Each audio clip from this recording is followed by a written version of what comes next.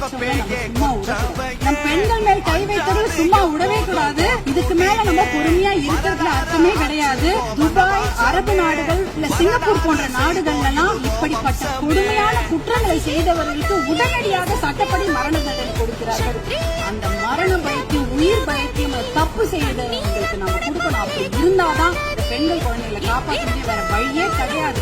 ஏன்னா அவங்க நினைச்சிட்டு இருக்கிறாங்க இன்னும் ஒரு 5 வருஷம் பொறுமையா கேஸ் ஆடிக்கிட்டே போலாம், பொறுமையா வெளில வந்துடலாம். இந்த கோர்ட்டுலனா அந்த கோர்ட்டு, அந்த கோர்ட்டுல அதுக்கு மேல கோர்ட்டுன்னு போய் அவர்கள் வெளியில வந்து விடுவார்கள் என்ற தைரியத்துலதான் இவ்வளவு பெரிய தவறுகளை செய்கிறார்கள்.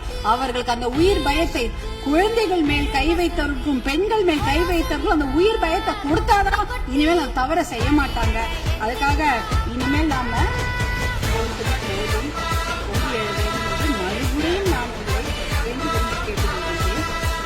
தருமபுரி மாவட்டத்திற்கு என்னுடைய கோரிக்கைகள்.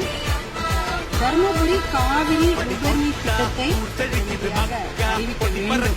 தருமபுரி மாவட்டம் மிகவும் பின்தங்கிய மாவட்டம், ரொம்ப வறட்சியான மாவட்டம். அங்க நாங்க நிலையங்களோ கட்டிடங்கள்லாம் கேட்கல, குடிக்கிறதுக்கு தண்ணி கேட்கிறோம். ஒரு ஆளுக்கு ஒரு குடம் தண்ணி கூட கிடையாது.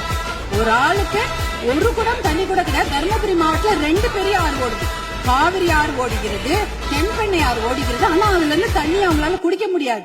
ஏன்னா அந்த தண்ணி அவங்க வீட்டுக்கு வராது, பார்க்க தான் முடியும்.